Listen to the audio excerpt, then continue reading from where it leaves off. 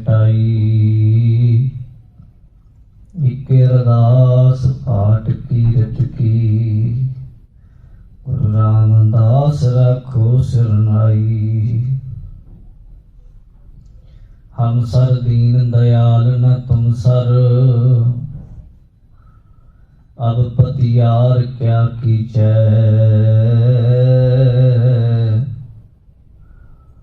वचनी तोर मोर मन मानै, जन को पूर्ण दीचै। हों बल बल जाऊं रमैया कारने, कारण कवन अबोल। बहुत जन्म बिछड़े थे मानो, एहो जन्म तुम्हारे लेखे। कह रविदास आस लग जीवों, चिर भयो दर्शन देखे। सो कहो टल गुर सेवियै, अहनिस सहज सुभाए। दर्शन परसै गुरु कै, जन्म मरण दुख जाय। बाणी गुरु गुरु है बाणी, विच बाणी अमृत सारे। गुरबाणी कह सेवक जन मानै, प्रतख गुरु निस्तारे। वाहिगुरु जी का खालसा, वाहिगुरु जी की फतेह। सत्कारयोग गुरु रूप गुरु प्यारी गुरु सवारी, असीश बख्शीश दी दाती, सतगुरु जी की साजी नवाजी साध संगत जीओ। बड़े अदब ते सत्कार नाल आप जी गुरु चरणों विच सुभाईमान होके सतसंगत दीआं अनमोल घड़ियां का लाभ उठा रहे हो। धन धन सतगुरु श्री गुरु ग्रंथ साहिब महाराज जी की पावन पवित्र तुर्की इलाही पावन बाणी, जिहदे बारे सतगुरु जी कहते हैं, कोई गावै को सुनै हर नामा चित लाए। कहे कबीर संसा नहीं, अंत परमगत पाए। कोई बाणी पढ़े गावे, ਜਾਂ ਕਈਆਂ ਨੂੰ ਪੜ੍ਹਨੀ नहीं आती, गाउनी नहीं आती, फिर की कर लवे जी। महाराज कहते सुन लवे। फिर दोवां ਕੰਮਾਂ ਦੇ ਵਿੱਚ एक चीज़ समान है, वो है चित्त लाए। एकाग्रता नाल चित्त ला के प्रेम नाल शरधा करके सुने या गावे। कहते लाभ की, कहते शंका ना करियो। कहे कबीर संसा नहीं, संसे का कोई इलाज नहीं हुंदा। बाणी कहती सहस है जियो मलीन है, कित संजम टूटा जाए।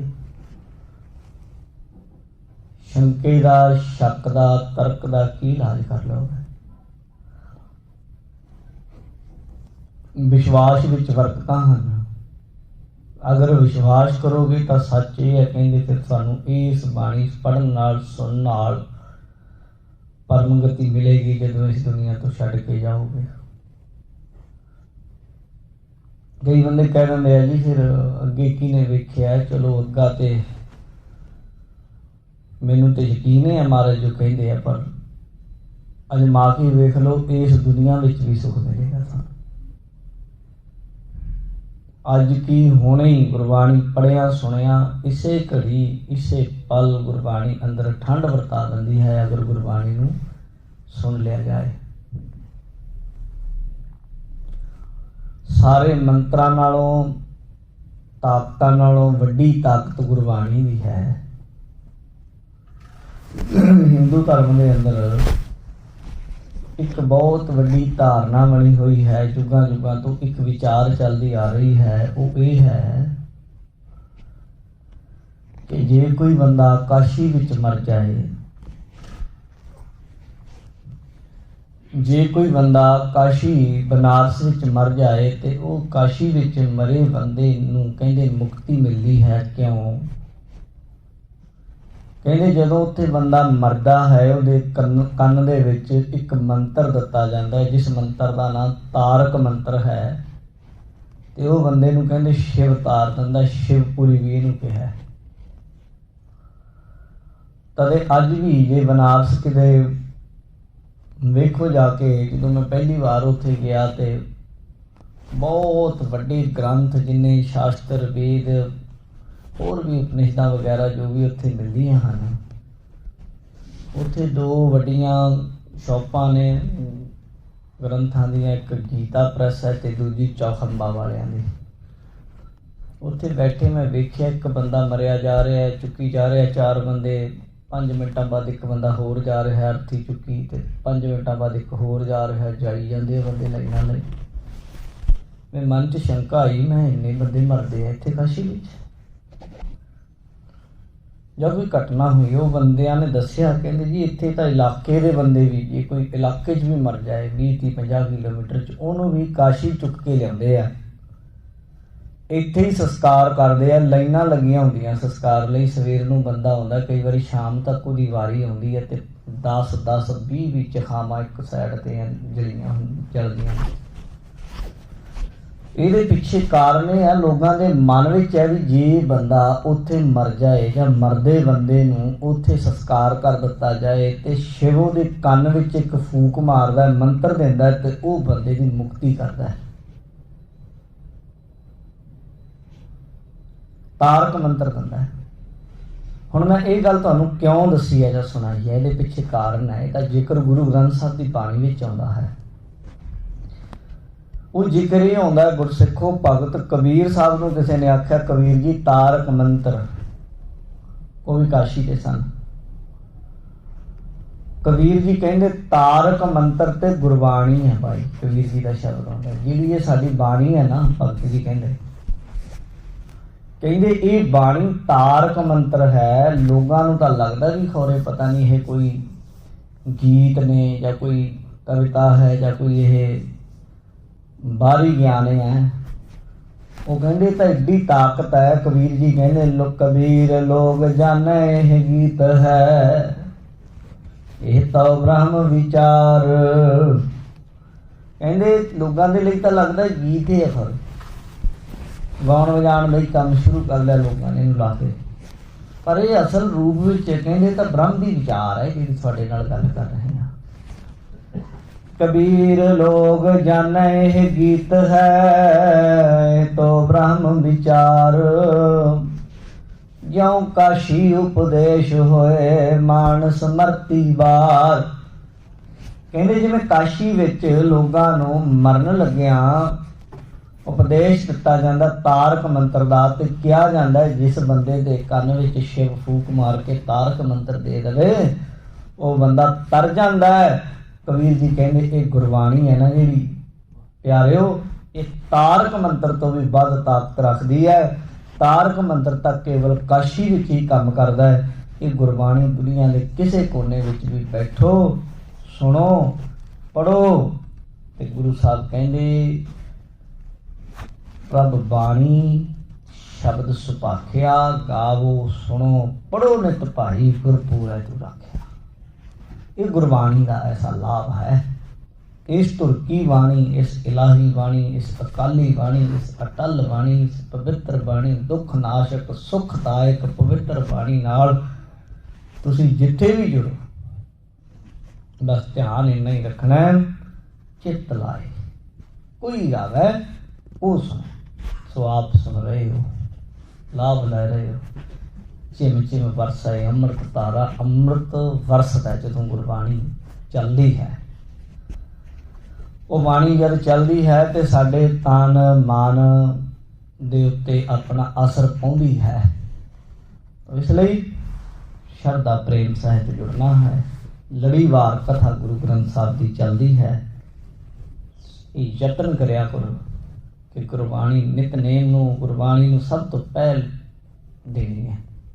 ਕੰਮਕਾਰ ਹੋਰ ਬਾਕੀ ਸਾਰੇ ਕਰਦੇ ਹੀ ਹਾਂ, ਪਰ ਸਭ ਨਾਲੋਂ ਜ਼ਰੂਰੀ ਗੁਰਬਾਣੀ ਨੂੰ ਸਮਝ ਕੇ ਆਪਣੇ ਜੀਵਨ ਦੀ ਉਧਾਰ ਕਰਨ ਵਾਲੀ ਆਸਰਾ ਸਮਝ ਕੇ ਗੁਰਬਾਣੀ ਨਾਲ ਜੁੜਨਾ ਹੈ। ਆਓ ਸ਼ਬਦ ਵਿਚਾਰ ਨਾਲ ਜੁੜੀਏ, ਹਾਜ਼ਰੀ ਲਵਾਓ। एक बार सारे आखो सतनाम श्री वाहेगुरु साहिब जी। एक बार फिर सारे आखो सतनाम श्री वाहेगुरु साहिब जी। सतनाम श्री वाहिगुरु साहिब जी। भैरो महला पंजवा। सतगुर अपने सुनी अरदास। गुरु ग्रंथ साहिब जी के पवित्र अंग 1152 के उत्ते अज का शब्द है। पैरों राग है महला पंजवा तो भाव पंचम पातशाह गुरु अर्जन देव जी महाराज उन्होंने रचना तो उच्चारण होया शब्द है जी। गुरु जी कह रहे ने सतगुर अपने सुनी अरदास। गुरु अर्जन देव महाराज कहते जदों गुरु दे अगे प्यारे हथ जोड़ के बेनती करते दोए कर जोड़ करो अरदास। प्रेम नाल अरदास करते हो तो फिर सतगुरु सुनता है। कहते सतगुर अपने सुनी अरदास। तुसी जो गल गुरु दे अगे कह दी बेनती कर दी उन्हें सुन लेनी है। थोड़ी दुनिया का कोई बंदा थोड़ी सुने कोई ना सुने पर गुरु थोड़ी सुनता है। सद सुनता सद वेखदा हमेशा सुनता है। ਉਹਦੇ ਕੰਨ ਤੁਹਾਡੇ ਲਈ ਖੁੱਲੇ ਹੈ। ਕਈ ਬੰਦੇ ਤਾਂ ਸੁਣਨਾ ਨਹੀਂ ਨਾ ਚਾਹੁੰਦੇ। ਕਈ ਬੰਦਿਆਂ ਦੀਆਂ ਗੱਲਾਂ ਅਗਲੇ ਕਹਿੰਦੇ ਛੱਡ ਖੈਰ। ਕਈ ਬੰਦਿਆਂ ਦੇ ਕੋਲ ਵੀ ਬੈਠੇ ਹੋਵੋਗੇ ਤੁਸੀਂ ਆਪਣੇ ਦੁੱਖ ਸੁਣਾਓਗੇ ਫਿਰ ਵੀ ਧਿਆਨ ਨਹੀਂ ਤੁਹਾਡੇ ਵੱਲ ਦਿੰਦਾ ਅਗਲਾ। ਪਰ ਕਹਿੰਦੇ ਤੁਹਾਡਾ ਗੁਰੂ ਤੁਹਾਡੀ ਅਰਦਾਸ ਸੁਣਦਾ ਹੈ। ਜਦੋਂ ਤੁਸੀਂ ਬੇਨਤੀ ਕਰਦੇ ਹੋ ਨਾ ਜੀ ਤੇ ਮਹਾਰਾਜ ਕਹਿੰਦੇ ਫਿਰ ਸੁਣਦਾ ਹੈ। कारज आया सगला रास। सतगुरु गुरु अर्जन देव महाराज कहते कारज आया सगला रास। पातशाह जी कहते जदों अरदास सुन लवे जदों गुरु ने अरदास सुन लई फिर प्यारे तुहाडे कारज जिड्डे मर्जी वड्डे होण जो भी होवे वो कारज रास आ जाता है। बिगड़े तो बिगड़े उलझी तो उलझी ताणी भी सुलझ जाती है। औखे तो औखे काम भी सौखे बन जाते हैं। उच्चियां तो उच्चियां मंजिलां भी प्राप्त हो जांदियां हैं जदों गुरु अगे गुरसिख अरदास करे ते गुरु सुन लवे। इहदे विच थोड़ा साडा फर्क ये है कई बारी तां बंदा अरदास करदा है। अरदास का नियम ये है कि बंदा निम्रता नाल सच्चे दिलों संतोखी होकर अरदास करे। बाणी च लिखा है सत संतोख होवे अरदास। अरदास के दो नियम ने सच होवे जिहड़ा अरदास करा रहा है। दूजा जब आप ही करदा फिर तो वड्डी गल है। जे नहीं किसी गुरसिख तो करा रहे संतोखी होवे। सती दे संतोखी खाए। ते जे सत अते संतोख दोवें मिल जाण ते फिर वो अरदास जरूर कबूल होती है। गुरु गोबिंद सिंह महाराज ने पंक्ति गुरु ग्रंथ साहिब की उच्चारण की सी। घटना के नाल इहदा संबंध जुड़ता है। एक बार दशमेश पिता जी ਸਿੰਘਾਂ ਨਾਲ आ रहे सन। एक पिंड विच उतरे। पिंड के लोगों ने बंदियां नूं बेनती की महाराज जिन्ने तुहाडे कोल सिंह ने सानूं एक एक सिंह साडे नाल भेज दो। असीं इन्हां दी सेवा करनी चाहुंदे हां घर लिजा के लंगर पानी छकाने चाहुंदे हां। गुरु पातशाह जी कहते कोई ना भाई लै जाओ। सारे ਸਿੰਘਾਂ नूं पिंड के लोग आपो अपने घरां च लै गए। एक उस पिंड विच एक गरीब सिख रहिंदा सी बड़ा ते ओहदे घर भी एक सिख चला गया। जद ओहदे घर गया वो इन्ना गरीब सी। पहलां गरीबियां बहुत होंदियां आम तौर पर रोटी मसां कई बारी जुड़दी सी ਕਈ ਬੰਦਿਆਂ ਨਾਲ ਐਸਾ ਹੁੰਦਾ ਹੀ ਸੀ। ਉਹਦੇ ਜਦ ਘਰ ਗਿਆ ਇੰਨੀ ਗਰੀਬੀ, ਉਹਦੇ ਘਰ ਤੇ ਰੋਟੀ ਵੀ ਨਾ ਖਾਣ ਨੂੰ। ਉਹਨੇ ਕੀ ਕੀਤੇ ਹੋਏ, ਜਿਵੇਂ ਆਪਣੇ ਬੇਰ ਹੁੰਦੇ ਆ ਸੁੱਕੇ, ਏਦਾਂ ਪੀਂਝੂ ਕਹਿ ਦਿੰਦੇ ਆ ਇੱਕ ਆਪਣੇ ਪੰਜਾਬ ਵਿੱਚ। ਇਹ ਇੱਕ ਪੁਰਾਣੇ ਬਜ਼ੁਰਗਾਂ ਨੂੰ ਤਾਂ ਪਤਾ ਹੈ, ਪੀਂਝੂ ਹੁੰਦੇ ਸਨ, ਲੱਗਦੇ ਸਨ ਝਾੜਾਂ ਦੇ ਉੱਤੇ, ਤੇ ਉਹ ਤੋੜ ਕੇ ਰੱਖੇ ਹੋਏ, ਪਾਣੀ ਵਿੱਚ ਰੱਖੇ ਹੋਏ ਸਨ ਉਹ। ਤੇ ਉਹਨਾਂ ਨੂੰ ਕੀ ਕੀਤਾ ਉਹਨੇ, ਥੋੜੇ ਜਿਹੇ ਆਪ ਲੈ ਲਏ ਤੇ ਥੋੜੇ ਜਿਹੇ ਗੁਰਸਿੱਖ ਨੂੰ ਪਾਣੀ ਵਿੱਚੋਂ ਕੱਢ ਕੇ ਦੇ ਦਿੱਤੇ। ਉਹਨਾਂ ਨੇ ਗਿੱਲੇ ਸਨ ਏਦਾਂ ਥੋੜੇ ਜਿਹੇ ਦੱਬ ਕੇ, ਤੇ ਉਹਨਾਂ ਨੂੰ ਜਿੰਨੇ ਸਨ 5-7 ਉਹਨੇ ਖਾ ਲਏ, 5-7 ਉਹਨੇ ਖਾ ਲਏ ਦੂਜੇ ਨੇ, ਤੇ ਪਾਣੀ ਪੀ ਲਿਆ। ਤੇ ਬੈਠ ਕੇ ਵਾਹਿਗੁਰੂ ਵਾਹਿਗੁਰੂ ਕਰਦੇ ਰਹੇ, ਕਿੰਨਾ ਸਮਾਂ ਬੈਠੇ ਰਹੇ, ਤੇ ਆਖਰ ਫਿਰ ਵਾਪਸ ਆ ਗਏ। ਜਦੋਂ ਵਾਪਸ ਆਏ, ਗੁਰੂ ਕਲਗੀਧਰ ਮਹਾਰਾਜ ਸੱਚੇ ਪਾਤਸ਼ਾਹ ਜੀ ਨੇ, ਬਾਜਾਂ ਵਾਲੇ ਪਾਤਸ਼ਾਹ ਜੀ ਨੇ ਸਾਰਿਆਂ ਨੂੰ ਪੁੱਛਿਆ, ਬਈ ਸਿੰਘੋ ਕਿਵੇਂ ਰਿਹਾ ਲੰਗਰ ਪ੍ਰਸ਼ਾਦਾ ਪਾਣੀ? ਸਾਰੇ, ਕੋਈ ਆਖੇ ਜੀ ਪੂਰੀਆਂ ਖਾ ਕੇ ਆਇਆ ਜੀ, ਕੋਈ ਆਖੇ ਜੀ ਪੂੜੇ ਖਾ ਕੇ ਆਇਆ ਜੀ, ਕੋਈ ਆਖੇ ਜੀ ਪ੍ਰਸ਼ਾਦਾ ਛਕ ਕੇ ਆਇਆ ਜੀ, ਕੋਈ ਕੁਝ ਏਦਾਂ ਗੱਲ ਕਰੀ ਜਾਏ। ਇਹ ਸਿੱਖ ਸੀ ਜਿਹੜਾ, ਇਹ ਕੁਛ ਬੋਲਿਆ ਨਹੀਂ। ਝੂਠ ਬੋਲਣਾ ਵੀ ਠੀਕ ਨਹੀਂ, ਕਿ ਉਹਦਾ ਹੀ ਝੂਠ ਕਹੀ ਜਾਏ, ਮੈਂ ਆਹ ਖਾਇਆ ਜੀ, ਮੈਂ ਖੀਰ ਖਾਇਆ ਜੀ, ਮੈਂ ਪੂਰੇ ਖਾਇਆ ਜੀ, ਮੈਂ ਚੁੱਪ ਰਿਹਾ। ਮਹਾਰਾਜ ਗੁਰੂ ਕਲਗੀਧਰ ਜੀ ਪੁੱਛਣ ਲੱਗੇ, ਕਹਿੰਦੇ ਭਾਈ ਸਿੱਖਾ ਕੀ ਗੱਲ, ਤੇਰਾ ਕਿਵੇਂ ਰਿਹਾ? ਕਹਿੰਦਾ ਮਹਾਰਾਜ ਤ੍ਰਿਪਤੀ ਆ ਗਈ ਜੀ, ਠੀਕ ਹੈ, ਵਧੀਆ, ਪੇਟ ਭਰ ਗਿਆ। ਕਹਿੰਦੇ ਕੀ ਖਾ ਕੇ ਆਇਆ ਭਾਈ? ਮਹਾਰਾਜ ਕਹਿਣ ਲੱਗੇ, ਕਹਿੰਦੇ ਉਹ ਸਿੱਖ ਕਹਿਣ ਲੱਗਾ, ਮਹਾਰਾਜ ਸੱਚੇ ਪਾਤਸ਼ਾਹ ਬਸ ਢਿੱਡ ਬੜਾ ਵਧੀਆ ਭਰ ਗਿਆ ਜੀ, ਬੜਾ ਆਨੰਦ ਆਇਆ ਜੀ, ਬਹੁਤ ਵਧੀਆ ਸੀ। ਮਹਾਰਾਜ ਤੇ ਜਾਣਦੇ ਸਨ ਬੜਾ ਗਰੀਬ ਬੰਦਾ ਉਹ। ਕਈ ਬੰਦਿਆਂ ਨੇ, ਪਿੰਡ ਦਿਆਂ ਨੇ ਵੀ ਆਖਿਆ ਸੀ, ਮਹਾਰਾਜ ਇਹਦੇ ਨਾਲ ਨਾ ਭੇਜੋ, ਇਹ ਤਾਂ ਆਪ ਫਾਕਾ ਕੱਟਦਾ, ਇਹ ਕੀ ਖਵਾ ਦੇਗਾ, ਇਹ ਤੁਹਾਡੇ ਸਿੱਖ ਨੂੰ ਵੀ ਭੁੱਖਾ ਮਾਰੇਗਾ। ਪਰ ਸਿੱਖ ਮਹਾਰਾਜ ਨੇ ਭੇਜ ਦਿੱਤਾ ਸੀ। ਫਿਰ ਜਦੋਂ ਮਹਾਰਾਜ ਨੇ ਆਖਿਆ, ਭਾਈ ਦੱਸ ਤਾਂ ਫਿਰ ਕੀ ਖਾਧਾ, ਅਸੀਂ ਪੁੱਛ ਰਹੇ।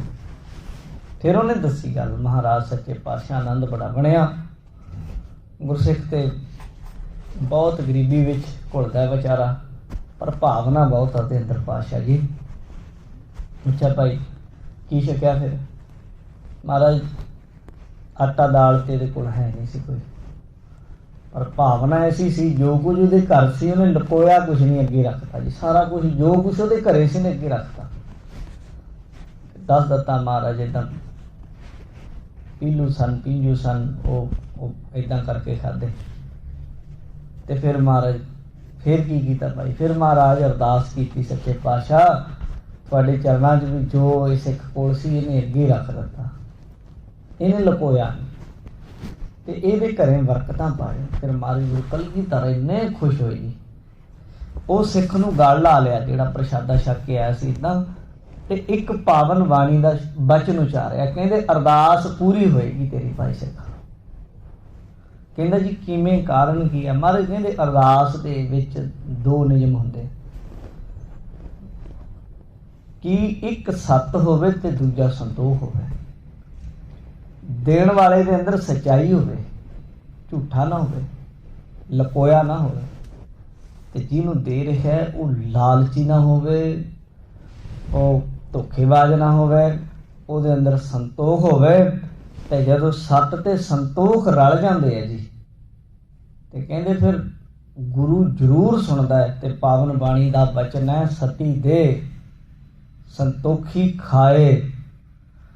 ਤੇ ਫਿਰ ਮਹਾਰਾਜ ਸਾਹਿਬ ਕਹਿੰਦੇ, ਫਿਰ ਜਦੋਂ ਏਦਾਂ ਅਰਦਾਸ ਕਰਦਾ ਤਾਂ ਸੁਣ ਸੱਦ ਬਹਾਲੇ ਪਾਸ। ਫਿਰ ਉਹਦੀ ਅਰਦਾਸ ਨੂੰ ਸਤ ਸੰਤੋਖ ਹੋਵੇ। ਅਰਦਾਸ ਸਤ ਅਤੇ ਸੰਤੋਖ ਦੀ ਜਦੋਂ ਅਰਦਾਸ ਹੁੰਦੀ ਹੈ, ਤੇ ਫਿਰ ਕਹਿੰਦੇ ਤਾਂ ਸੁਣ, ਫਿਰ ਸੁਣਦਾ ਸੱਦ ਬਹਾਲੇ ਪਾਸ। ਫਿਰ ਸੱਦ ਕੇ ਆਵਾਜ਼ ਮਾਰ ਕੇ ਕੋਲ ਬਿਠਾਉਂਦਾ, ਤੇ ਫਿਰ ਉਹਦੇ ਦੁੱਖ ਨੂੰ ਜ਼ਰੂਰ ਪੁੱਛਦਾ, ਭਾਈ ਦੱਸ ਤੈਨੂੰ ਕੀ ਦਿੱਕਤ ਹੈ, ਕੀ ਪਰੇਸ਼ਾਨੀ? ਤੇ ਜਦੋਂ ਮੇਰੇ ਗੁਰੂ ਦੇ ਕੋਲ ਤੁਹਾਡੀ ਅਰਦਾਸ ਪਹੁੰਚ ਗਈ, ਤੇ ਫਿਰ ਪਿਆਰਿਓ ਮਹਾਰਾਜ ਕਹਿੰਦੇ ਸਤਿਗੁਰ ਆਪਣੇ ਸੁਣੀ ਅਰਦਾਸ। ਆਪਣੇ ਸਤਿਗੁਰੂ ਨੇ ਸੁਣੀਆਂ ਵੀ ਤੁਹਾਡੀ। ਜਿਵੇਂ ਕੋਈ ਬੱਚਾ ਆਪਣੀ ਮਾਂ ਕੋਲੇ ਜਾਂਦਾ ਹੈ, ਜਾਹੂ ਕਾਹੂ ਆਪਣੋ ਹੀ ਚਿਤ ਆਵੈ, ਜੋ ਕਾਹੂ ਕੋ ਚੇਰੋ ਹੋਵੈ ਠਾਕੁਰ ਹੀ ਪੈਜਾਵੈ। ਜਿਵੇਂ ਗਾਂ ਦਾ ਬਛੜਾ ਗਾਈਆਂ ਦੇ ਬੱਗ ਵਿੱਚ ਆਪਣੀ ਮਾਂ ਦੇ ਥੱਲੇ ਜਾ ਕੇ ਖੜਦਾ ਹੈ, ਉਸੇ ਤੋਂ ਹੀ ਉਹਨੂੰ ਆਸ ਹੁੰਦੀ ਹੈ ਤੇ ਉਹੀ ਗਾਂ ਉਹਨੂੰ ਦੁੱਧ ਦਿੰਦੀ ਹੈ। ਹਾਲਾਂਕਿ ਗਾਈਆਂ ਵੀ ਸਾਰੀਆਂ ਗਾਈਆਂ ਹੀ ਹੁੰਦੀਆਂ ਤੇ ਬਛਰੂ ਵੀ ਸਾਰੇ ਬਛਰੂਏ ਹੁੰਦੇ। ਇਸੇ ਤਰੀਕੇ ਜਿਹੜਾ ਸਿੱਖ ਹੈ ਨਾ, ਜੋ ਕਾਹੂ ਕੋ ਚੇਰੋ ਹੋਵੇ ਠਾਕੁਰ ਹੀ ਪੈ ਜਾਵੇ, ਆਪਣੇ ਮਾਲਕ ਅੱਗੇ ਜਾਂਦਾ ਹੈ ਤੇ ਫਿਰ ਉਹਦੇ ਅੱਗੇ ਝੋਲੀ ਅੜਦਾ ਤੇ ਫਿਰ ਉਹਨੂੰ ਉਹਦੀ ਲਾਜ ਹੈ, ਉਹਨੂੰ ਉਹਦੀ ਸ਼ਰਮ ਹੈ, ਉਹਨੂੰ ਉਹਦੀ ਲੱਜਾ ਹੈ। ਵਾਹੇ ਗਏ ਕਿ ਲਾਜ ਅਸ ਗੋਬਿੰਦ ਦਾਸ ਤੁਹਾਰ, ਮੈਂ ਤੇਰਾ ਦਾਸ ਹਾਂ, ਮੈਂ ਜਾਣਾ ਕਿੱਥੇ ਹੈ। ਸਗਲ ਦੁਆਰ ਕਉ ਛਾੜ ਕੇ ਗਹਿਓ ਤੁਹਾਰੋ ਦੁਆਰ, ਬਾਹੇ ਗਏ ਕਿ ਲਾਜ ਅਸ ਗੋਬਿੰਦ ਦਾਸ ਤੁਹਾਰ। ਤੇ ਜਦੋਂ ਏਦਾਂ ਬੇਨਤੀ ਕਰਦੇ ਹਾਂ, ਮਹਾਰਾਜ ਕਹਿੰਦੇ ਫਿਰ ਉਹ ਖੜਦਾ ਵਿੱਚ ਭਾਈ, ਕਾਰਜਾਂ ਵਿੱਚ ਖੜਦਾ, ਦੁੱਖ ਵਿੱਚ ਵੀ ਖੜਦਾ, ਸੁੱਖ ਵਿੱਚ ਵੀ ਖੜਦਾ ਹੈ। ਬਹੁਤ ਸਾਰੇ ਕਾਰਜ ਹਨ ਜਿਹੜੇ ਗੁਰਸਿੱਖਾਂ ਦੇ ਰਾਸ ਕਰਦਾ ਹੈ, ਪੂਰੇ ਕਰਦਾ ਹੈ। ਇੱਕ ਤਾਂ ਉੱਦਾਂ ਬੰਦਿਆਂ ਦਾ ਕੰਮ ਹੁੰਦਾ ਨਾ ਸ਼ੋਅ ਆਫ ਕਰਨ ਦਾ, ਉਹ ਕੰਮ ਨਹੀਂ, ਨਾ ਗੁਰੂ ਦੇ ਹੈਗੇ ਆ, ਨਾ ਗੁਰੂ ਦਾ ਉਹਨਾਂ ਕੰਮਾਂ ਨਾਲ ਕੋਈ ਲੈਣਾ ਦੇਣਾ ਹੀ ਹੈ। ਸਤਿਗੁਰੂ ਆਪਣੇ ਸਿੱਖ ਦੇ ਕਾਰਜ ਰਾਸ ਕਰ ਦਿੰਦਾ ਹੈ। ਰਾਸ ਮੁਕੰਮਲ ਹੋ ਗਏ, ਸਹੀ ਹੋ ਗਏ, ਲੇਖੇ ਲੱਗ ਗਏ। ਕਹਿੰਦੇ ਜਦੋਂ ਅਰਦਾਸ ਕਰਨ ਵਾਲਾ ਗੁਰੂ ਅੱਗੇ ਅਰਦਾਸ ਕਰਦਾ ਹੈ, ਗੁਰੂ ਦੇ ਦਰ ਤੇ ਅਰਦਾਸ ਕਬੂਲ ਹੋ ਗਈ, ਫਿਰ ਉਹਦੀ ਬਰਕਤ ਨਾਲ ਭਾਈ ਕਾਰਜ ਰਾਸ ਆਉਂਦੇ ਆ। ਇਹੋ ਜਿਹੇ ਕੰਮ ਵੀ ਰਾਸ ਆਉਂਦੇ ਜਿਹੜੇ ਅਸੰਭਵ ਨਾਮੁਮਕਿਨ। ਦੋ ਬੰਦੇ ਅਰਦਾਸ ਕਰਕੇ ਚੱਲ ਪਏ ਕਿ ਜਾ ਕੇ ਮੱਸਾ ਰੰਗੜ ਦਾ ਸਿਰ ਵੱਢਣਾ ਲੱਗਾ। ਦੋ ਬੰਦੇ, ਸੁੱਖਾ ਸਿੰਘ ਮਹਿਤਾਬ ਸਿੰਘ। ਕੋਈ ਆਮ ਬੰਦਾ ਸੀ, ਐਡੀ ਤਾਕਤ, ਇੰਨੀ ਫੋਰਸ, ਇੰਨਾ ਕੁਝ, ਪਰ ਭਾਵਨਾ ਸਹੀ ਸੀ, ਵੱਢ ਲੈਂਦਾ ਅਗਲੇ ਨੇ। ਹਿੰਮਤ ਕਰੀ, ਮਿਹਨਤ ਕਰੀ, ਨੇਜੇ ਤੇ ਟੰਗ ਕੇ ਖਾਲਸੇ ਦੇ ਸਾਹਮਣੇ ਪੇਸ਼ ਕਰ ਦਿੱਤਾ।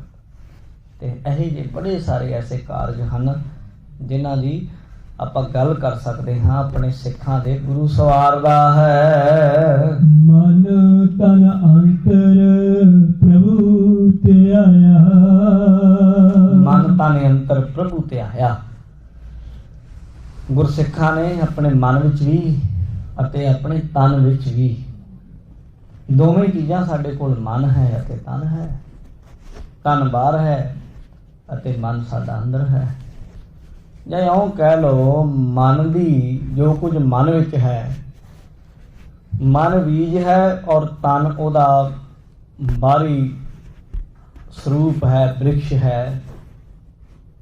ਤੇ ਜੋ ਕੁਝ ਮਨ ਵਿੱਚ ਹੁੰਦਾ ਹੈ ਉਹ ਬਾਹਰੀ ਰੂਪ ਵਿੱਚ ਪ੍ਰਗਟ ਹੋ ਜਾਂਦਾ ਹੈ।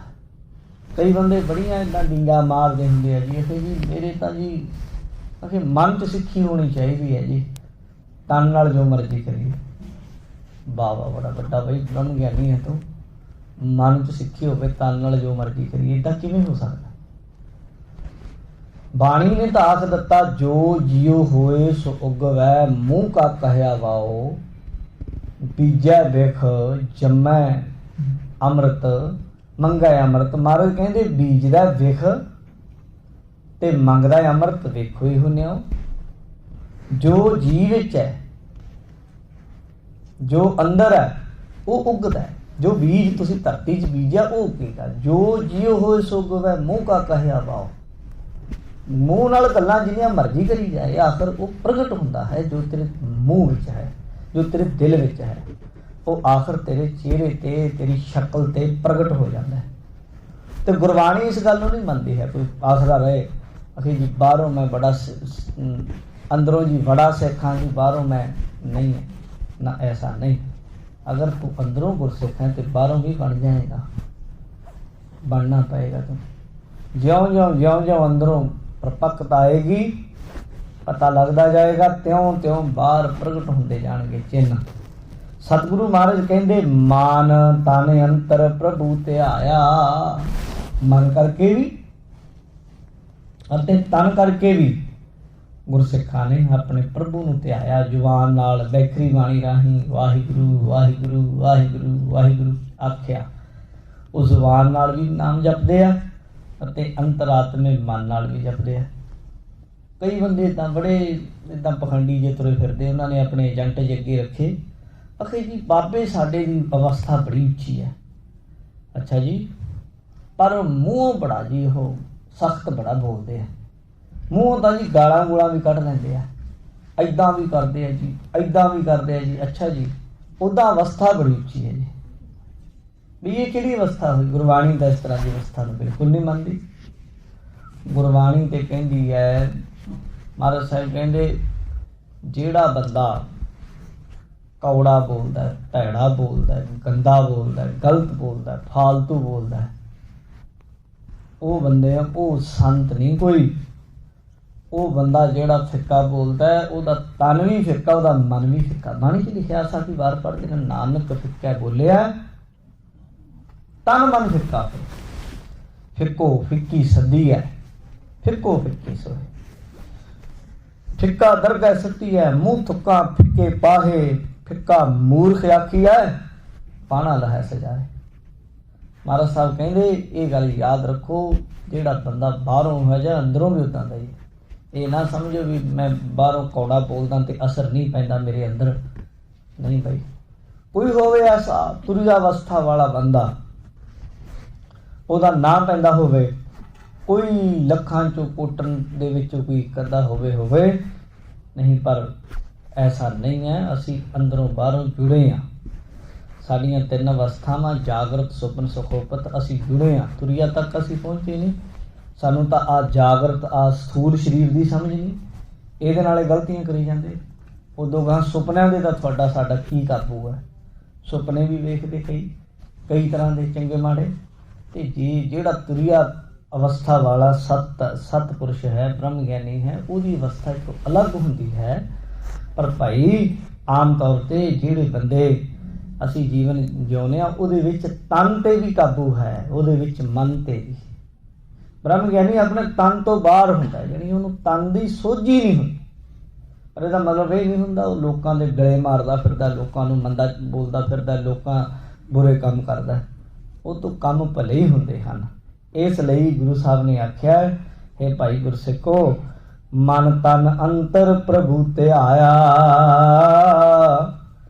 ਕਹਿੰਦੇ ਮਨ ਕਰਕੇ ਗੁਰਸਿੱਖਾਂ ਨੇ ਤਨ ਕਰਕੇ ਵੀ ਆਪਣੇ ਪ੍ਰਭੂ ਨੂੰ, ਆਪਣੇ ਗੁਰੂ ਨੂੰ ਧਿਆਇਆ ਹੈ। ਗੁਰਪੂਰੇ ਦਰ ਸਗਲ ਚੁਕਾਇਆ। ਸਤਿਗੁਰੂ ਜੀ ਕਹਿੰਦੇ ਫਿਰ ਗੁਰੂ ਕਿਰਪਾ ਕਰਦਾ ਹੈ। ਗੁਰਪੂਰੇ ਡਰ ਸਗਲ ਚੁਕਾਇਆ, ਫਿਰ ਪੂਰਾ ਗੁਰੂ ਉਹਨਾਂ ਦੇ ਸਾਰੇ ਡਰ ਦੂਰ ਕਰ ਦਿੰਦਾ ਹੈ। ਡਰ ਕੋਈ ਚੀਜ਼ ਹੈ, ਡਰਨਾ ਨਹੀਂ। ਡਰ ਚਾਹੀਦਾ ਵੀ ਹੈ, ਜੇ ਡਰ ਨਾ ਹੋਵੇ ਕੰਮ ਨਹੀਂ ਕਰਦਾ ਬੰਦਾ। ਬੱਚਿਆਂ ਨੂੰ ਮਾਪਿਆਂ ਦਾ ਡਰ, ਟੀਚਰਾਂ ਦਾ ਡਰ, ਕੰਮਕਾਰ ਵਾਲਿਆਂ ਨੂੰ ਆਪਣੇ ਜਿੱਥੇ ਕੰਮ ਕਰਦੇ ਉਹਦਾ ਡਰ, ਟਾਈਮ ਸਮੇਂ ਦਾ ਡਰ, ਕਿਸ਼ਤਾਂ ਭਰਨ ਵਾਲਿਆਂ ਨੂੰ ਬੈਂਕ ਦਾ ਡਰ, ਪੈਸੇ ਨਹੀਂ ਡਰ ਹੈ ਬੰਦੇ ਨੂੰ। ਇਹਦੇ ਆਸਰੇ ਹੀ ਕੰਮ ਕਰਦਾ। ਜਿਉਂ ਬੱਚਾ ਪੜ੍ਹਦਾ, ਜਿਉਂ ਐਗਜ਼ਾਮ ਵਗੈਰਾ ਨੇੜੇ ਆਉਂਦੇ ਤਿਉਂ ਅੰਦਰ ਇੱਕ ਡਰ ਬਣਿਆ ਰਹਿੰਦਾ ਵੀ ਫੇਲ ਨਾ ਹੋ ਜਾਵੇ। ਇਹ ਡਰ ਹੈ। ਡਰ ਵੀ ਦੋ ਤਰ੍ਹਾਂ ਦਾ ਹੁੰਦਾ, ਇੱਕ ਨਿਰਮਲ ਭਾਉ, ਇੱਕ ਮਲੀਨ ਭਾਉ।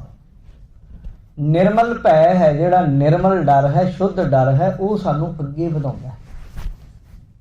ਬਾਣੀ 'ਚ ਆਖਿਆ ਡਰਨਾ ਹੈ, ਬਾਣੀ ਨੇ ਕੀ ਤੋਂ? ਪਾਪਾਂ ਤੋਂ ਡਰਨਾ ਹੈ। ਨਰ ਅਚੇਤ ਪਾਪ ਤੇ ਡਰ ਰਹੇ। ਪਾਪਾਂ ਤੋਂ ਤਾਂ ਡਰਨਾ ਪਏਗਾ। ਅਗਰ ਪਾਪਾਂ ਤੋਂ ਡਰਾਂਗੇ, ਨਿਰਮਲ ਡਰ ਸਾਡੇ ਹਿਰਦੇ ਵਿੱਚ ਹੋਏਗਾ ਜੀ, ਤੇ ਫਿਰ ਅਸੀਂ ਅੱਗੇ ਮਾਰਗ ਤੇ ਧਰਮ ਦੇ ਤੇ ਵਧਾਂਗੇ। ਪਰ ਇੱਕ ਡਰ ਹੈ ਸਾਧ ਸੰਗਤ ਜੀ, ਬੁਰੇ ਕੰਮ ਕਰਕੇ ਕਿਸੇ ਨੂੰ ਪਤਾ ਨਾ ਲੱਗ ਜਾਏ ਬੁਰੇ ਕੰਮ ਕਰਨੇ। ਇੱਕ ਡਰ ਹੈ ਵੀ ਆਪ ਪੁੱਠੇ ਕੰਮ ਕੀਤੇ ਆ, ਗਲਤ ਕੰਮ ਕੀਤੇ ਆ, ਇਹਨਾਂ ਦਾ ਹਾਏ ਕਿਸੇ ਨੂੰ ਮਾਰ ਦਿੱਤਾ, ਹੁਣ ਸਜ਼ਾ ਹੋਏਗੀ, ਇਹ ਵੀ ਡਰ ਹੈ। ਫਿਰ ਅੱਗੇ ਰੱਬ ਦੀ ਦਰਗਾਹ ਵਿੱਚ ਕੀ ਲੇਖਾ ਜੋਖਾ ਹੋਏਗਾ। ਥਰ ਹਰ ਕੰਪੈ ਬਾਲਾ ਜੀਓ, ਨਾ ਜਾਨੋ ਕਿਆ ਕਰਸੀ ਪੀਓ, ਰਹਿਣ ਗਈ ਮਤ ਦਿਨ ਪੀ ਜਾਏ। भवर गए बग बैठे आए, काग उड़ावत भुजा पिरानी, कह कबीर एह कथा सिरानी। कुआर कन्या जैसे करत सिगारा, क्यों रलियां मानै बाज पतारा। ये भी डर है, पर गुरसिख हन जिहड़े महाराज कहंदे गुर पूरे डर सगल चुकाया। जदों गुरु दे चरनी लग जांदे पूरे गुरु दे, फिर जिहड़ा डर है ना चुक्या जांदा उहदा बंदे दा, भैड़ा डर, बुरा डर। एक अवस्था गुरसिख दी ये भी आउंदी है, उहनूं ਉਹ ਪਾਪ ਵੀ ਹੁੰਦੇ ਆ, ਉਹਨਾਂ ਤੋਂ ਵੀ ਡਰਦਾ ਨਹੀਂ। ਉਹ ਸੋਤੇ ਸਿੱਧੇ ਇੱਕ ਤਾਂ ਡਰ ਕਰਕੇ ਨਹੀਂ ਕਰਦੇ। ਡਰ ਕੀ ਹੈ ਵੀ ਕਿਸੇ ਦੇ ਥੱਪੜ ਨਹੀਂ ਮਾਰਦਾ ਬੰਦਾ, ਕਿਉਂ? ਡਰ ਇਹ ਹੈ ਕਿਤੇ ਮੈਨੂੰ ਸਜ਼ਾ ਨਾ ਹੋ ਜਾਏ। ਪਹਿਲੀ ਗੱਲ, ਚੋਰੀ ਨਹੀਂ ਕਰਦਾ, ਗੁਨਾਹ ਨਹੀਂ ਕਰਦਾ, ਡਰਦਾ ਹੈ ਕਿਸ ਗੱਲ ਤੋਂ ਕਿ ਕੈਮਰਾ ਲੱਗਿਆ, ਕਿਤੇ ਮੈਂ ਕੈਮਰੇ 'ਚ ਕੈਦ ਨਾ ਹੋ ਜਾਵਾਂ। ਗੁਰਸਿੱਖ ਦੀ ਕਿਦੋਂ ਵੀ ਅੱਗੇ ਦੀ ਅਵਸਥਾ ਹੈ ਜੀ। गुरसिख की अवस्था इस करके पाप नहीं करता कि लोग देख ना लैन या मैनू सजा ना मिले, ये सोच नहीं आती। कला डर नहीं आती, पहला पहला तो यह डर बंदे को साथ दिंदा। गुरसिख की अवस्था है कि करना ही क्यों है पाप, ये नहीं भी मैनू इसकी सजा मिले। बई सजा नहीं, जे थोनू पैसे भी मिलन किसी को दिंदे ही है। कई देशों ने इदां दे बंदे रखे विशेष करके, उन्होंने पैसे मिलते हैं, लोगों को मारते हैं। वो कई इदां दी एजेंसियां ने, कई इदां दे बंदे हैं, उन्होंने अहुदे मिलते हैं। पंजाब विच 84 तो बाद 94-95 तक की कुछ नहीं होया, पैसे मिले, लोगों को मारन दे। फिर की गुरसिख की ये काम करनगे? जे डर नहीं, जे डर है तो पुट्ठे काम करने नहीं, जे ना डर हो फिर करी जाने। गुरसिख ये नहीं। गुरसिख डर तो भी उत्ते उठ के आत्मा के फैसले लैंदा है। वो काम करदा है जिहड़ा काम सही है। बस सही काम लई भावें डर भी उहनूं दई जाओ, भी तैनूं डरा देवां। घट डराया किते गुरु तेग बहादुर साहब दे नाल दे साथियां नूं। किन्ना औखा काम है जी, बंदे नूं जिंदा, बंदे नूं सामने उहनूं कह लो कि उहदे आले दाले रूई लपेट देनी, अग ला देना। सौखा काम है किते? बहुत औखा है। किसी बंदे नूं पानी दे विच बिठा देना, उत्तों थल्ले अग ला देनी, उबल जाना पानी में। आरे 2 फट्टियां विच बन लैना ते आरे नूं तिखे करना ते आरे नाल चीर देना। गुरु तेग बहादुर साहब दे सामने इदां 3 सिखां नूं शहीद कीता। आखिर जदों जलालुद्दीन नां दा जलाद गुरु तेग बहादुर साहब दे अगे तलवार घुमाउंदा सी, इदां बड़ी तेजी नाल डराउणा चाहुंदा सी। गुरु तेग बहादुर साहब उदों हसे, कहंदे तेरी तलवार सानूं डरा नहीं सकदी। कहंदा जी क्यों? महाराज जी कहंदे साडी आत्मा जाणदी असीं कोई गलत काम नहीं ना कीता। सो डर है जे पाप कमाउण दा। धर्मी विगसेत, असीं तां धर्म कमाउने आ, सानूं डर है नहीं। असीं डर करके भी धर्म छड्डदे नहीं। तो जब डर करके धर्म, पहला बंदा डर करके इस पासे लगता है, डरता है भी मेरा की होएगा, परलोक विच की होएगा, कोई देख ना ले, कोई इदां। पर हौली हौली हौली हौली ज्यों ज्यों अंतरात्मे तो शुद्ध होंदा जांदा है, वो दिखावे दा नहीं फिर रह जांदा। फिर उहदे गुरु साहब कहंदे गुर पूरे डर सगल चुकाया। फिर उहदे सारे डर चुके जांदे हैं। ਉਹਨੂੰ ਇਹ ਵੀ ਨਹੀਂ ਹੁੰਦਾ ਵੀ ਉਹਨੇ ਜੇ ਸੱਚ ਬੋਲਣਾ, ਮੈਨੂੰ ਜੇ ਮੈਂ ਸੱਚ ਬੋਲਾਂਗਾ ਕਿਤੇ ਮੈਨੂੰ ਕੰਮ ਤੋਂ ਹੀ ਨਾ ਕੱਢ ਦਿੱਤਾ ਜਾਵੇ, ਕਹਿੰਦੇ ਕੋਈ ਨਹੀਂ। ਫਿਰ ਉਹਦਾ ਧਰਮ, ਉਹਦਾ ਜੀਵਨ ਆਧਾਰ ਬਣ ਜਾਂਦਾ। ਫਿਰ ਡਰ ਨਹੀਂ ਰਹਿੰਦਾ ਉਹਨੂੰ। ਨਾ ਡਰ ਕਰਕੇ ਉਹ ਗੁਨਾਹ ਕਰਦਾ ਹੈ, ਨਾ ਡਰ ਕਰਕੇ ਉਹ ਪਿੱਛੇ ਹਟਦਾ। ਡਰ ਉਹਦੀ ਆਤਮਾ ਚੋਂ, ਉਹਦੀ ਖਲੜੀ ਚੋਂ, ਉਹਦੀ ਚਮੜੀ ਚੋਂ ਨਿਕਲ ਜਾਂਦਾ ਹੈ। ਸਮਝਣਾ ਇਸ ਗੱਲ ਨੂੰ, ਥੋੜਾ ਸਮਝਣ ਤੇ ਕੰਮ ਆਏਗਾ। ਐਉਂ ਨਹੀਂ ਵੀ ਜਣੇ ਖਣੇ ਨਾਲ ਲੜੀ ਜਾਣਾ, ਦਬਕੇ ਮਾਰੀ ਜਾਣਾ ਕਿ ਮੈਂ ਨਹੀਂ ਡਰਦਾ ਜੀ ਕਿਸੇ ਤੋਂ। ਇਹ ਵੀ ਮੂਰਖਤਾ ਵਾਲੀ ਗੱਲ ਹੁੰਦੀ ਹੈ। ਕਈ ਬੰਦਿਆਂ ਦਾ ਬੜਾ ਸੁਭਾਅ ਹੁੰਦਾ, ਕੋਈ ਡਰਾਉਂਦਾ ਨਹੀਂ ਉੱਥੇ, ਕੋਈ ਤੁਹਾਨੂੰ ਕਹਿੰਦਾ ਨਹੀਂ ਅੱਗੋਂ ਆਕੜ ਕਹਿੰਦਾ ਮੈਂ ਨਹੀਂ ਜੀ ਡਰਦਾ ਕਿਸੇ ਤੋਂ। ਤੈਨੂੰ ਡਰਾਉਂਦਾ ਕੋਈ? ਡਰਾਉਂਦਾ ਤਾਂ ਹੈ ਹੀ ਨਹੀਂ। ਗੁਰਸਿੱਖ ਤਾਂ ਪੈ ਕਾਹੂ ਕੋ ਦੇਤ ਨਹਿ ਪੈ ਮਾਨ ਧਿਆਨ। ਉਹਦੀ ਆਤਮਾ ਇੰਨੀ ਉੱਚੀ ਅਵਸਥਾ 'ਚ ਵਿਚਰਦੀ ਹੈ ਕਿ ਉਹਨੂੰ ਡਰ ਨਹੀਂ ਰਹਿੰਦੇ ਹਨ, ਕਿਸੇ ਬੰਧਨ ਨਹੀਂ ਰਹਿੰਦੇ ਡਰਦੇ, ਉਹਨਾਂ ਤੋਂ ਆਜ਼ਾਦ ਹੋ ਜਾਂਦਾ ਹੈ। ਸਭ ਤੇ ਵੱਡ ਸਮਰੱਥ ਗੁਰਦੇਵ। हे ਭਾਈ, ਸਾਰਿਆਂ ਤੋਂ ਵੱਡਾ ਹੈ ਮੇਰਾ ਗੁਰੂ, ਸਮਰੱਥ ਹੈ। ਗੁਰੂ ਤੇ ਯਕੀਨ ਕਰੋ। ਮਹਾਰਾਜ ਕਹਿੰਦੇ वो ज्यादा समर्था वाला है। सब सुख पाई तिसकी हे भाई सेवा गुरसिखो, इस गुरु की सेवा कीतिਆਂ सारे सुख मिलते हैं। जे कोई उसकी सेवा करेगा तो केड़ा सुख ऐसा जेड़ा गुरु दे चरनी लगिया ना मिले। रहाउ विश्राम दे के समझाते हैं, जाका किया सब किछ होए ਉਹਦੇ ਕੀਤਿਆਂ ਸਭ ਕੁਝ ਹੋ ਸਕਦਾ ਹੈ। ਪੁੱਠੀਆਂ ਸਿੱਧੀਆਂ ਪੈ ਜਾਂਦੀਆਂ ਨੇ। ਧਰਤੀ ਤੇ ਸਮਾਨ ਚੜਾਵੇ, ਚੜੇ ਸਮਾਨ ਗਿਰਾਵੇ। ਉਹ ਕਿੰਨੀਆਂ ਤਾਕਤਾਂ ਦਾ ਮਾਲਕ ਹੈ। ਇੱਕ ਗੁੰਗੇ ਤੋਂ ਖਲ ਮੂਰਖ ਤੇ ਪੰਡਿਤ ਕਰਵੋ, ਉਹਦੇ ਸਿਰ ਤੇ ਇੱਕ ਛੱਟੀ ਰੱਖ ਕੇ ਉਹਨੂੰ ਵਿਦਿਆ ਦਾ, ਗੀਤਾ ਦਾ ਗਿਆਤਾ ਬਣਾ ਸਕਦਾ ਛੱਜੂ ਜੀਵਨ ਨੂੰ। ਹੋਰ ਕੀ ਚਾਹੀਦਾ ਸਾਨੂੰ? ਇੱਕ ਬੇਸਮਝ ਜਿਹਨੂੰ ਕਾਸੇ ਸਮਝ ਨਹੀਂ, ਅੱਖਰ ਦੀ ਕੋਈ ਸਮਝ ਨਹੀਂ, ਓਮੀਆ ਸ਼ਬਦ ਜਿਹਦੇ ਲਈ ਵਰਤਿਆ, ਉਹ ਓਮੀ ਤੋਂ ਇੰਨੀ ਸਮਰੱਥਾ, ਇੰਨੀ ਬੁੱਧੀ ਦੇ ਦਿੱਤੀ ਮਾਲਕ ਹੈ ਸਾਰੇ ਕਾਸੇ ਦਾ। ਇਸ ਲਈ ਭਾਈ ਜਾ ਕਾ ਕੀਆ ਸਭ ਕੁਛ ਹੋਏ, ਉਹ ਤੋਂ ਸਭ ਕੁਝ ਹੋ ਸਕਦਾ, ਉਹ ਸਭ ਕੁਝ ਕਰ ਸਕਦਾ ਹੈ। ਕੋਈ ਵੀ ਐਸਾ ਕੰਮ ਉਹ ਤੋਂ ਬਾਹਰ ਨਹੀਂ ਕਿ ਉਹ ਤੋਂ ਬਾਹਰ ਹੋ ਜਾਵੇ। इसका अमर ना मिटे कोई ਉਹਦਾ ਅਮਰ, ਉਹਦਾ ਹੁਕਮ ਹੈ, ਕੋਈ ਮੇੜ ਥੋੜਾ ਸਕਦਾ ਹੈ। ਉਹਨੇ ਤੇ ਮੁਰਦੇ ਨੂੰ ਆਖ ਦੇਣਾ ਜਿੰਦਾ ਹੋ ਜਾ ਤੇ ਹੋ ਜਾਣਾ। ਉਹਨੇ ਜਿੰਦੇ ਨੂੰ ਆਖ ਦੇਣਾ ਵੀ ਚੱਲ ਬਈ ਹੁਣ ਤੇਰਾ ਅਗਲਾ ਸਮਾਂ ਆ ਗਿਆ, ਉੱਧਰ ਚਲੇ ਜਾਣਾ। ਉਹ ਤੇ ਸਰਬ ਕਲਾ ਸਮਰੱਥ ਹੈ, ਉਹਦਾ ਹੁਕਮ ਹੀ ਸਾਰੇ ਕਿਤੇ ਚੱਲਦਾ ਹੈ। पार ब्रह्म परमेश्वर अनूप ਕਹਿੰਦੇ ਪਾਪਾਂ ਪੁੰਨਾਂ ਤੋਂ ਪਾਰ ਪਰੇ ਬ੍ਰਹਮ ਪਰਮੇਸ਼ਰ ਵਾਹਿਗੁਰੂ, ਉਹ ਭਾਈ ਅਨੂਪ। ਉਹਦੀ ਕਿਹੜੀ ਉਪਮਾ ਕਰੀਏ, ਕਿੰਨੀ ਕੁ ਕਰੀਏ?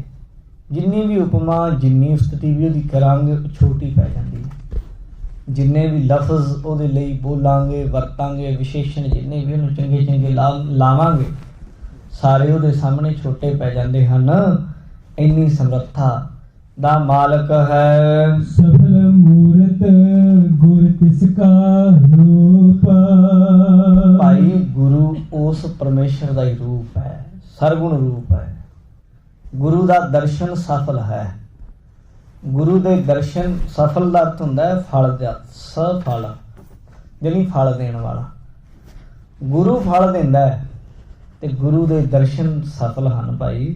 ਇਸ ਲਈ ਗੁਰੂ ਐਸੀ ਮੂਰਤ ਹਸਤੀ ਹੈ, ਉਹਦੇ ਦਰਸ਼ਨ ਕਰਨ ਦਾ ਬਹੁਤ ਲਾਭ ਹੈ। जाके अंतर बसे हर नाम ਗੁਰਸਿੱਖੋ, ਮਹਾਰਾਜ ਸਾਹਿਬ ਕਹਿੰਦੇ ਜਾ ਕੇ ਅੰਤਰ ਵਸੈ ਹਰ ਨਾਮ। ਜਿਸ ਗੁਰਸਿੱਖ ਗੁਰਮੁਖ ਦੇ ਹਿਰਦੇ ਵਿੱਚ ਅੰਦਰ ਪ੍ਰਭੂ ਦਾ ਨਾਮ ਵਸ ਜਾਏ, ਹੁੰਦਾ ਤਾਂ ਥੋੜਾ ਔਖਾ ਹੀ ਹੈ, ਕਿਉਂਕਿ ਜ਼ੁਬਾਨੀ ਉੱਤੋਂ ਤੋਂ ਕਈ ਵਾਰੀ ਕਹਿਣਾ ਪੈਂਦਾ। ਕਈ ਬੰਦੇ ਤਾਂ ਐਸੇ ਵੀ ਹੈ ਵੀ ਉੱਤੋਂ ਵੀ ਨਹੀਂ ਜਪ ਸਕਦੇ।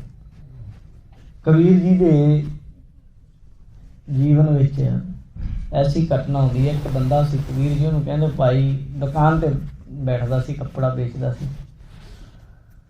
ਕਬੀਰ ਜੀ ਨੂੰ ਉਹਨੂੰ ਕਹਿੰਦੇ ਹੁੰਦੇ ਰਾਮ ਰਾਮ ਕਹੋ ਬਈ, ਕਹਿ ਬਈ ਰਾਮ। ਉਹ ਇੰਨਾ ਬੰਦਾ ਇਦਾਂ ਦਾ ਸੀ, ਉਹ ਕਹਿੰਦਾ ਜਾ ਕਬੀਰ ਮੇਰੇ ਕੋਲ ਟਾਈਮ ਨਹੀਂ ਆ ਕੁਛ ਕਹਿਣ ਦਾ। ਕਿਸੇ ਬੰਦੇ ਨੇ ਆਖਿਆ ਕਬੀਰ ਜੀ ਤੁਸੀਂ ਰੋਜ਼ ਇਹਦੇ ਕੋਲ ਆ ਜਾਂਦੇ ਹੋ, ਰੋਜ਼ ਕਹਿੰਦੇ ਵੀ ਕਹਿ ਬਈ ਰਾਮ। ਕਹਿੰਦੇ ਬੰਦੇ ਤੋਂ ਰਾਮ ਕਹਾ ਕੇ ਹਟਣਾ। ਕਹਿੰਦੇ ਜੀ ਉਹ ਤਾਂ ਕਹਿੰਦਾ ਨਹੀਂ, ਉਹ ਤੇ ਕਹਿੰਦਾ ਨਹੀਂ। ਕਹਿੰਦੇ ਹਾਂ ਬੜਾ ਬਦਕਿਸਮਤ ਆ ਉਹ। ਬਦਕਿਸਮਤੀ ਇਹ ਹੈ ਵੀ ਘੱਟੋ ਘੱਟ ਇੰਨਾ ਹੀ ਕਹਿ ਦੇ ਮੇਰੇ ਕੋਲ ਰਾਮ ਰਾਮ ਕਹਿਣ ਦਾ ਟਾਈਮ ਨਹੀਂ, ਇੰਨਾ ਹੀ ਕਹਿ ਦੇ। ਕਹਿੰਦੇ ਐਡਾ ਬਦਕਿਸਮਤ ਹੈ, ਕਹਿੰਦਾ ਜਾ ਮੇਰੇ ਕੋਲ ਟਾਈਮ ਨਹੀਂ ਆ ਕਹਿਣ ਦਾ ਜੋ ਤੂੰ ਕਹੀ ਜਾਂਦਾ। ਯਾਨੀ ਰਾਮ ਲਫ਼ਜ਼ ਵੀ ਜ਼ੁਬਾਨ ਤੇ ਨਹੀਂ। ਪਰ ਕਬੀਰ ਜੀ ਕਹਿੰਦੇ ਕਬੀਰ ਰਾਮ ਚੇਤਿਓ ਨਹੀਂ ਮੋਟੀ ਲਾਗੀ ਖੋਰ। ਪਰਮੇਸ਼ਰ ਦਾ ਨਾਮ ਚੇਤੇ ਨਹੀਂ ਕਰ ਰਿਹਾ ਤੇ ਬਹੁਤ ਮੋਟੀ ਖੋਰ ਲੱਗ ਰਹੀ। ਜਿਵੇਂ ਕੋਈ ਪਾਣੀ ਦਾ ਜਾਂਦਾ ਹੋਵੇ ਨਾ ਖਾਲਾ ਵੱਡਾ, ਉਹਦੇ ਵਿੱਚੋਂ ਥੋੜਾ ਜਿਹਾ ਕਿਤੇ ਟੁੱਟ ਜਾਏ ਨੱਕਾ ਤੇ ਪਾਣੀ ਨਿਕਲਣ ਲੱਗ ਜਾਏ, ਫਿਰ ਉਹ ਬੜੀ ਤੇਜ਼ੀ ਨਾਲ ਮਿੱਟੀ ਨੂੰ ਖਾਰਦਾ ਜਾਂਦਾ, ਫਿਰ ਛੇਤੀ ਦੇ ਨੇ ਵੱਡਾ ਸਾਰਾ ਪਾੜ ਪੈ ਜਾਂਦਾ ਹੈ। ਖੋਰ ਉਹਨੂੰ ਕਹਿ ਦਿੰਦੇ। ਕਹਿੰਦੇ ਉਹੀ ਭਾਈ ਹਾਲਤ ਹੋ ਰਹੀ ਬੰਦੇ ਦੀ, ਪਰ ਜਾ ਕੇ ਯੰਤਰ ਬਸੈ ਹਰ ਨਾਮ। ਧੰਨ ਹਨ ਉਹ ਗੁਰਸਿੱਖ ਗੁਰਮੁਖ ਜਿਨ੍ਹਾਂ ਦੇ ਹਿਰਦੇ ਵਿੱਚ ਵਾਹਿਗੁਰੂ ਦਾ ਨਾਮ ਵਸ ਗਿਆ ਬਈ, ਅੰਦਰੋਂ ਵਾਹਿਗੁਰੂ ਨਾਮ ਜਪਦੇ ਹਨ। ਜੋ ਜੋ ਪੇਖੈ ਸੋ ਬ੍ਰਹਮ ਗਿਆਨ। ਉਹ ਜੋ ਕੁਝ ਵੀ ਵੇਖਦੇ ਆ ਉਹਨਾਂ ਦੀ ਦ੍ਰਿਸ਼ਟੀ ਗੁਰੂ ਨੇ, ਪਰਮੇਸ਼ਰ ਨੇ ਬ੍ਰਹਮ ਰੂਪ ਕਰ ਦਿੱਤੀ। ਉਹ ਬ੍ਰਹਮ ਗਿਆਨ ਹੀ ਵੇਖਦੇ ਆ ਅੱਖਾਂ ਨਾਲ, ਨੇਤਰਾਂ ਨਾਲ, ਜਿਹੜੀ ਪਰਮੇਸ਼ਰ ਦੇ ਦੀਦਾਰ ਹੀ ਕਰਦੇ ਹਨ। ਬੀਸ ਵਿਸਵੇ ਜਾ ਕੇ ਮਨ ਪਰਗਾਸ। ਸਤਿਗੁਰੂ ਜੀ ਕਹਿੰਦੇ ਭਾਈ ਜਿਸ ਗੁਰਸਿੱਖ ਦੇ ਹਿਰਦੇ ਮਨ ਵਿੱਚ 20 ਵਿਸਵੇ ਜਿਹੜੀ ਪੂਰੇ ਦਾ ਪੂਰਾ ਚਾਨਣ ਹੋ ਗਿਆ, ਅੰਦਰੋਂ ਗਿਆਨ ਹੋ ਗਿਆ, ਗੁਰਬਾਣੀ ਪੜ੍ਹ ਕੇ ਸੁਣ ਕੇ ਸਤਸੰਗਤ ਕਰਕੇ, ਇਸ ਜਾਣ ਕੇ ਪਾਰ ਬ੍ਰਹਮ ਕਾ ਨਿਵਾਸ। ਕਹਿੰਦੇ ਉਸ ਗੁਰਮੁਖ ਗੁਰਸਿੱਖ ਦੇ ਹਿਰਦੇ ਵਿੱਚ ਬਈ ਫਿਰ ਪਾਰ ਬ੍ਰਹਮ ਪਰਮੇਸ਼ਰ ਦਾ ਨਿਵਾਸ ਵਾਸਾ ਹੋਏਗਾ, ਉਹਦੇ ਹਿਰਦੇ ਵਿੱਚ ਗੁਰੂ ਪਰਮੇਸ਼ਰ ਵਸੇਗਾ। ਇਸ ਗੁਰ ਕਾ ਸਦ ਕਰੀ ਨਮਸਕਾਰ। ਉਸ ਗੁਰੂ ਨੂੰ ਭਾਈ ਹਮੇਸ਼ਾ ਨਮਸਕਾਰ ਕਰਿਆ ਕਰੋ। ਬੰਦਨਾ ਹਰ ਬੰਦਨਾ ਗੁਣ ਗਾਵੋ ਗੋਪਾਲ ਰਾਏ। ਗੁਰੂ ਨੂੰ ਹਮੇਸ਼ਾ ਨਮਸਕਾਰ ਕਰਨੀ, ਮੱਥਾ ਟੇਕਣਾ, ਸਿਜਦਾ ਕਰਨਾ ਚਾਹੀਦਾ। ਮਹਾਰਾਜ ਤਾਂ ਕਹਿੰਦੇ ਸਦ ਹਮੇਸ਼ਾ ਹੀ ਸਿਜਦਾ ਕਰੋ, ਨਮਸਕਾਰ ਕਰੋ, ਝੁਕੋ। ਉਹਦੇ ਅੱਗੇ ਭਾਈ ਝੁਕਣਾ ਹੀ ਬਣਦਾ ਹੈ। ਇਸ ਗੁਰ ਕਾ ਸਦ ਜਾਓ ਬਲਿਹਾਰ। ਉਸ ਗੁਰੂ ਪਰਮੇਸ਼ਰ ਤੋਂ ਹਮੇਸ਼ਾ ਬਲਿਹਾਰੇ ਜਾਓ ਬਈ। ਮਹਾਰਾਜ ਕਹਿੰਦੇ ਇਸ ਗੁਰ ਕੋ ਸਦ ਜਾਓ ਬਲਿਹਾਰ, ਤੁਮ ਆਪਣਾ ਬਲ ਹਾਰ ਜਾਈਏ। ਸਤਿਗੁਰ ਕੇ ਚਰਨ ਧੋਏ ਧੋਏ ਪੀਵਾ। ਆਖਰੀ ਪੰਕਤੀ ਹੈ, ਕਹਿੰਦੇ ਸਤਿਗੁਰ ਕੇ ਚਰਨ ਧੋਏ ਧੋਏ ਪੀਵਾ। ਗੁਰੂ ਦੇ ਚਰਨ ਧੋ ਧੋ ਕੇ ਪੀਓ।